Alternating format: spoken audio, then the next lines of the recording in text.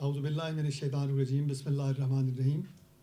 مولانا ظفر Ali Khan trust فکری forum کی جو ہفتہ وار نشست جو گزشتہ کئی سال سے باقاعدگی سے جاری ہے، اس کی آج کی نشست کا آغاز کرتے ہیں۔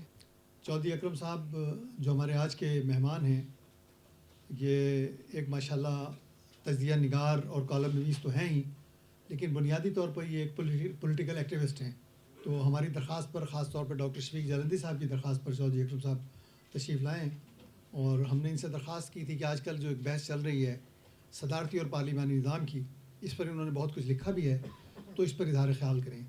تو جناب اکرم چودھری صاحب سے درخواست ہے کہ وہ تشریف لائیں اور صدارتی نظام کے امکانات، خدشات، اس کے فوائد یا نقصانات جو بھی ان کی نظر میں ہیں، ان پر اظہار خیال کریں۔ جناب چودھری اکرم صاحب۔ اعوذ باللہ من الشیطان الرجیم، بسم اللہ الرحمن الرحیم۔ سب سے پہلے تو ڈاکٹر شفیق جالندھی صاحب کا بہت شکریہ، یہ میرے استاد محترم بھی ہیں۔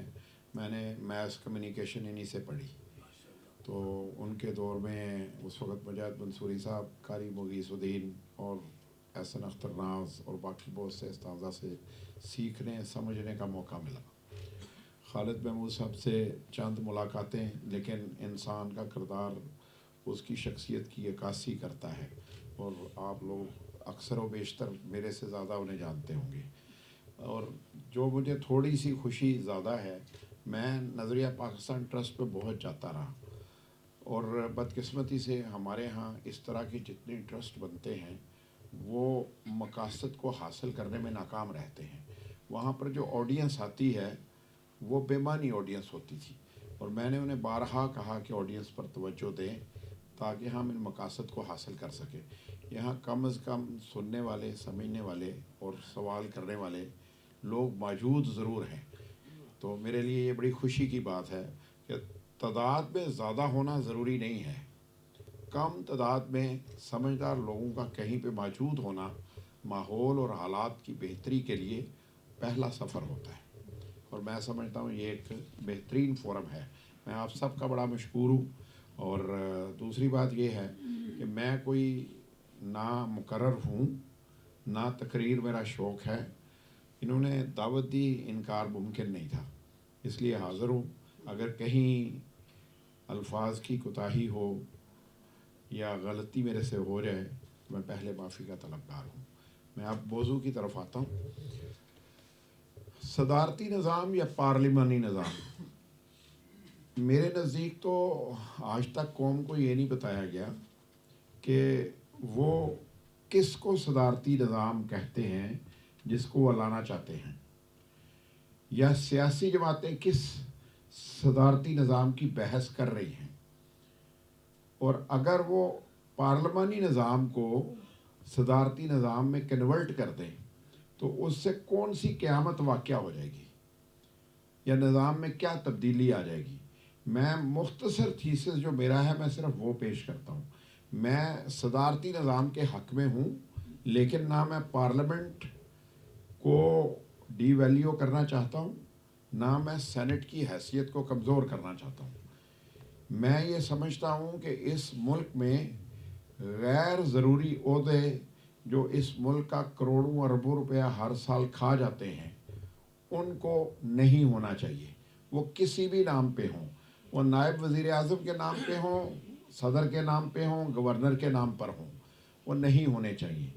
دوسری بات، جو ہمارا پارلیمانی نظام ہے، میرے نزدیک اس کی سب سے بڑی خامی جو ہے 1985 سے آج تک ہمیں دیکھنی چاہیے، وہ یہ ہے کہ کیا یہ اس ملک کو لیڈرشپ دے سکا؟ کیا اس ملک میں نئے لیڈر پیدا ہو سکے کہ عوام فیصلہ کر سکیں؟ ہم نے صرف 2 وراثتیں پیدا کی ہیں۔ اس پارلیمانی نظام سے اگر آپ کو، عوام کو، قوم کو، ملک کو یا دنیا کو کوئی پیغام ملا ہے تو وہ صرف یہ ملا ہے کہ ایک اس ملک میں نواز شریف کا خاندان ہے جو حکومت کرنے کا حق رکھتا ہے، اور دوسرا ایک ذوالفقار علی بھٹو کی وراثت ہے۔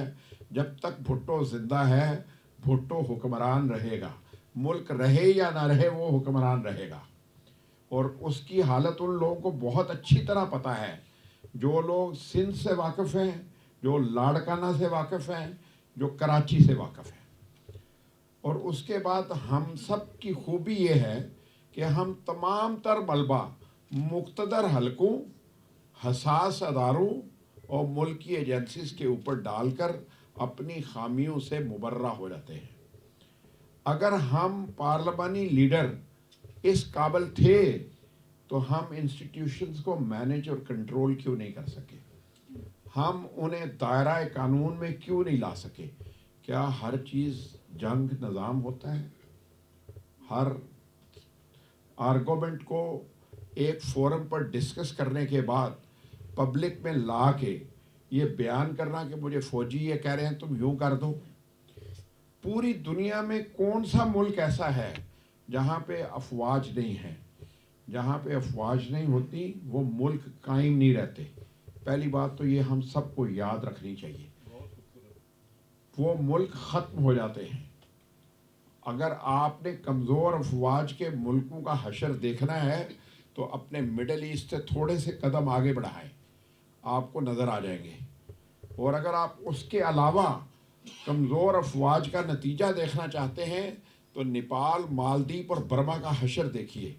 اور اس کے بعد آپ اپنے ریجن کو پڑھیں تو صحیح، اپنے لوگوں کو سمجھیں تو صحیح کہ وہ کیا چاہتے ہیں. میں صدارتی نظام تو نام کا کہتا ہوں، میں پاکستان میں سیمی ڈکٹیٹرشپ کا حامی ہوں.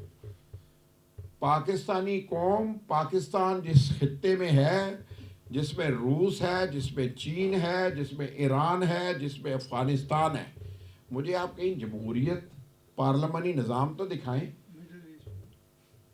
چلے ہم اپنے بالکل قریب رہتے ہیں، زیادہ دور نہیں جاتے. مجھے ان 4-6 ممالک جہاں پہ 2.5 ارب سے 3 ارب کی دنیا یعنی 50% سے زیادہ لوگ رہتے ہیں، یہاں مجھے کوئی ڈیموکریسی یا ان کے حقوق یا ان کی آواز تو بتائیں. اور اس کے بعد ان ممالک کی ترقی کو دیکھیں. اور اگر ہمارے عوام اچھی یا بری، میں اس بحث پہ بھی نہیں الجھنا چاہوں گا.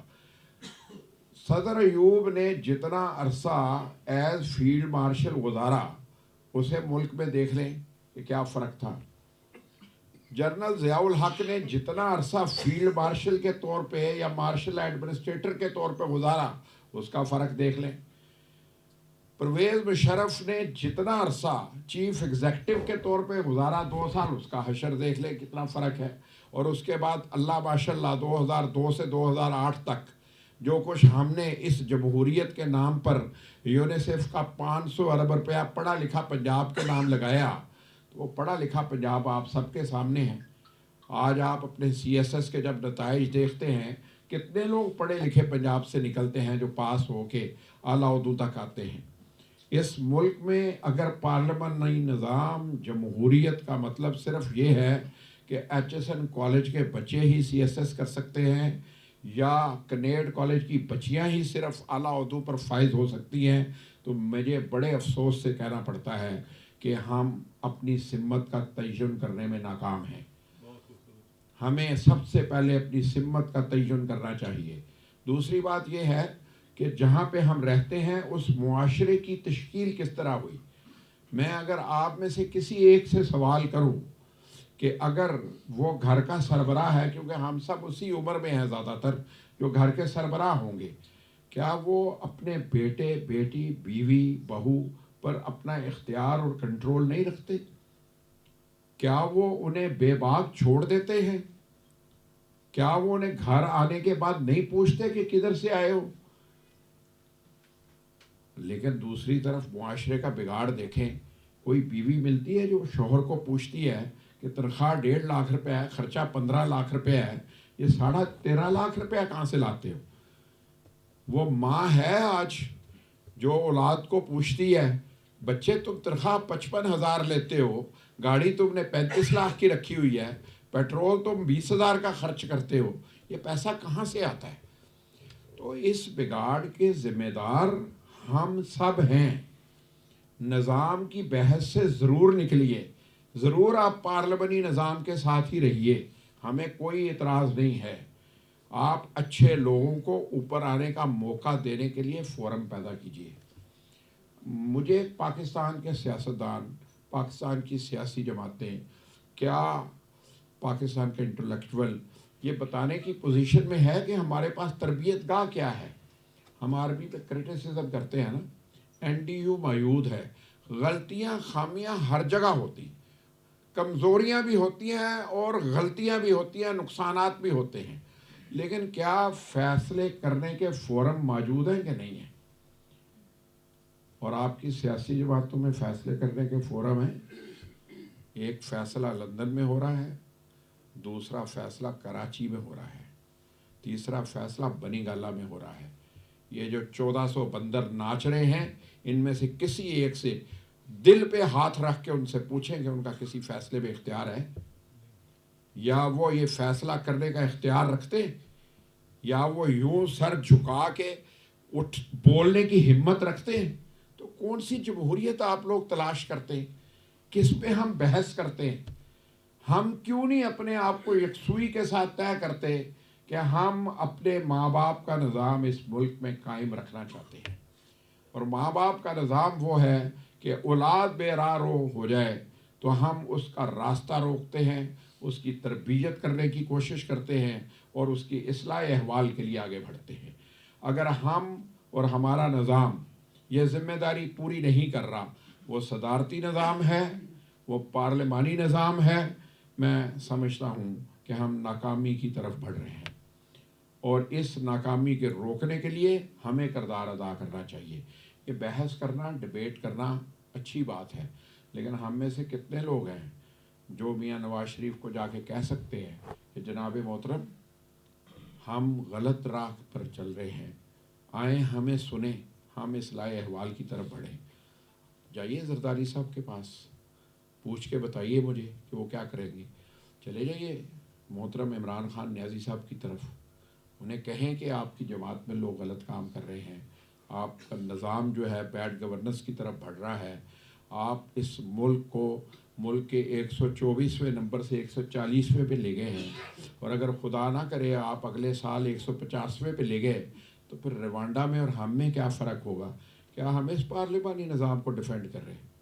ہم اس پارلیمانی نظام کی بات کرتے ہیں. اگر تو ہمارا یہی ایجنڈا ہے تو پھر ہمیں اس بحث میں نہیں الجھنا چاہیے. ہمیں اس بے بس، مجبور، بے کس قوم کی طرح اپنا حشر اور تماشا دیکھتے کا انتظار کرنا چاہیے. اور جو لوگ پاکستان میں ڈیوائن مدد کا انتظار کر رہے ہیں نا، انہیں افغانستان کو بھی دیکھنا چاہیے، شام کو بھی دیکھنا چاہیے، لیبیا کو بھی دیکھنا چاہیے، مصر کو بھی دیکھنا چاہیے، عراق کو بھی دیکھنا چاہیے، ایران کو بھی دیکھنا چاہیے.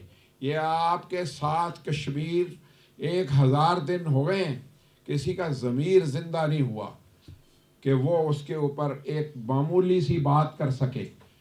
یہ پورا جو دنیا پوری جو ہے حقوق العباد پہ بحث کرتی ہے، جو این جی اوز ان پر کام کرتی ہے، مجھے بتائیں کوئی وہاں پہنچی ہو، کسی نے اس پہ گفتگو کی ہو؟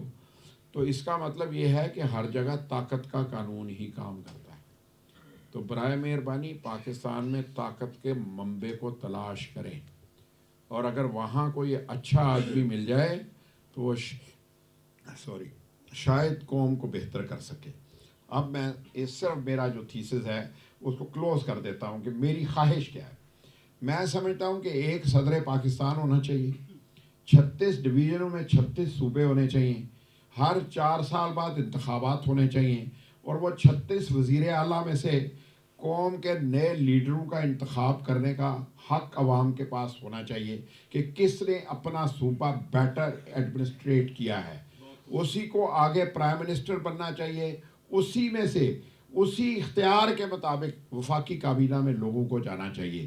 تمام فنڈز لوکل گورنمنٹ کو کلیکٹ کرنے چاہیے، صوبوں کو وفاق کی طرف نہیں دیکھنا چاہیے.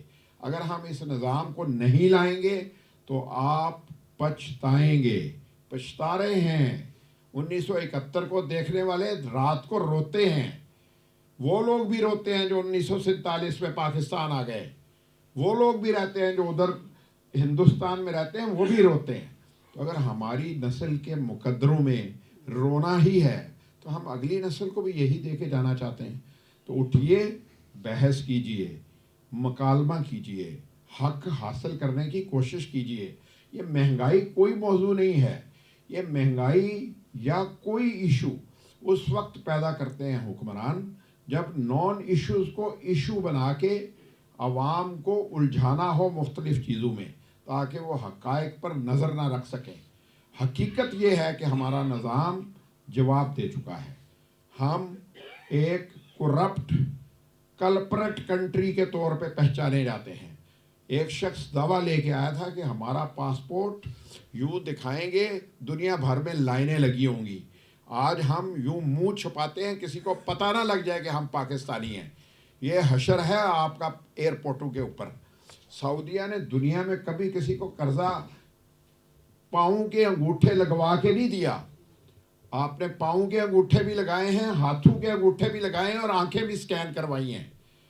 لیکن اس کے باوجود ہم کہتے ہیں کہ جی عوام کی حالت یہی رہے گی, پارلیمانی نظام آ جائے, صدارتی نظام آ جائے.